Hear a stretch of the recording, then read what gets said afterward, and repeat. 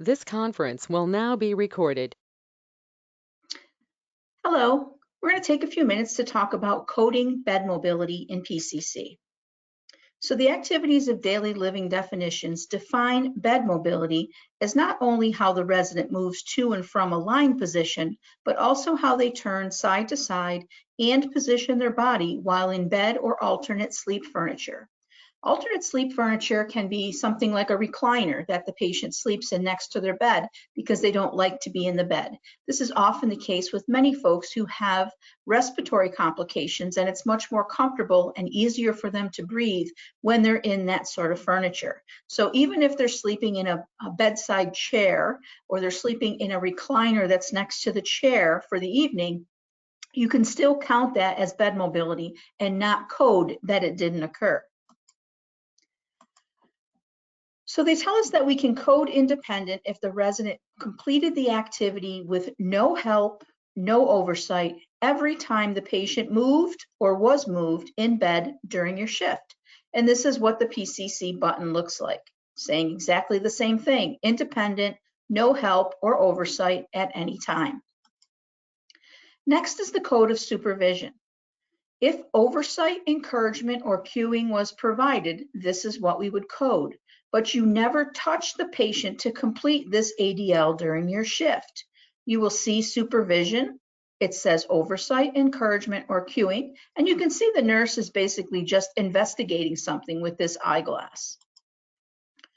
Code limited assist if the resident is highly involved in the activity and receive physical help in guided maneuvering of their limbs or other non-weight bearing assistance during your shift. If you were to take a look at the button that's in PCC, you will notice that the hand of the caregiver is over the hand of the patient.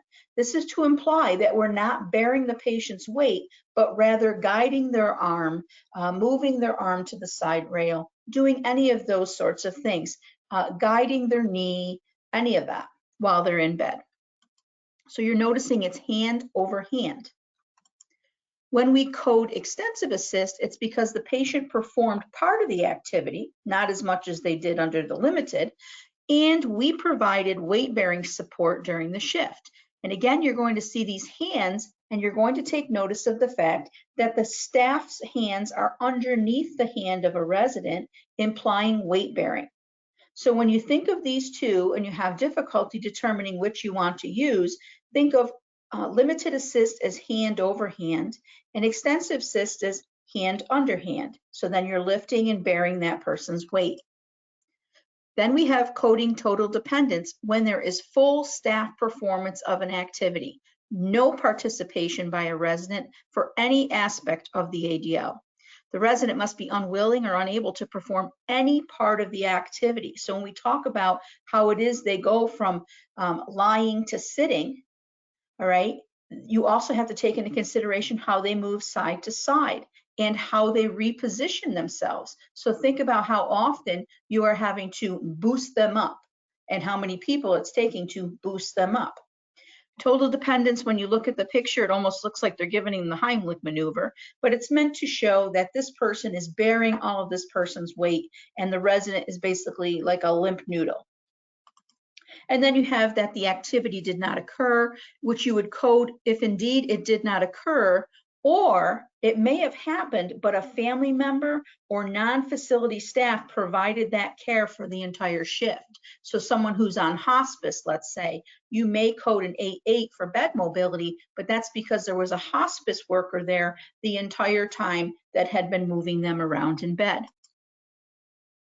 So this is what our documentation looks like when we print it out from PCC. You can see that this example is exactly what we're talking about, bed mobility, and it gives us the key down below for both that self-performance, which is how the patient moves to and from the position, lying position, turns side to side, and positions their body while in bed or alternate sleep furniture. And then the second number being the support provided, so how they move to and from, how many people it took to assist with that. So when you look at this documentation, what questions would you have? When I look at it, one of the first things I ask is, why are there blanks? What shift is least compliant? 2 blanks on 7 to 3, 4 blanks on 3 to 11, and 6 blanks on 11 to 7. Really? 11 to 7, least compliant for bed mobility? The shift that people are presumably in bed the most? Then we have things such as non-applicable, not available, and still requiring assist. If someone wasn't available or the ADL itself wasn't applicable, then why is it that we would need one person to assist? This sort of illogical coding is no longer going to be accepted as of December 7th, as we will put in errors that will stop staff from coding illogically. It will say to you that you can't code that something didn't happen and needed assist of 1. You can't code that someone was independent and needed assist of 1. And then finally, when we look at this in particular for bed mobility, is the coding of 4-2. The biggest question and opportunity is related to coding total dependence with assist of 1, of 4-2. So again, we have independent and supervision, limited assist, extensive assist, and activity did not occur.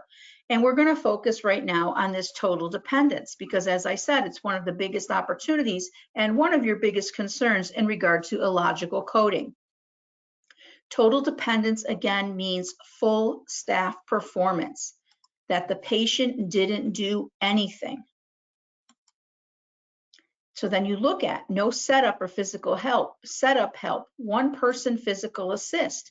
Is it reasonable to think that a single employee, no matter how big or small, moved 100% of the patient's body weight by themselves? Is it reasonable to think that they would do that safely? Everyone should be concerned with coding for bed mobility and even transfers or ambulation in this manner. This coding can call to question when patients develop skin tears. There's bruising of unknown origin, and yes, even fractures. As part of a legal investigation, someone will go back to look and see how this patient had been moved around.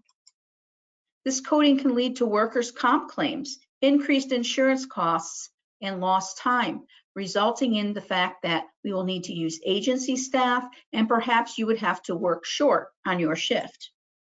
This coding can negatively impact reimbursement when in fact the appropriate code of 4-3, which is dependent with assist of 2, has been missed. Staff need to know just because you can doesn't mean you should.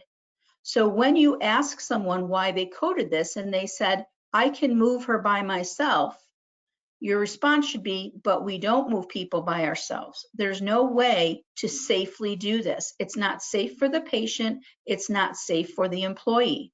So we want to make sure that when we see coding of 4-2, that we're thoroughly investigating, providing ongoing education, and an expectation that staff are going to be able to perform the care the way the plan of care has been designed by licensed staff.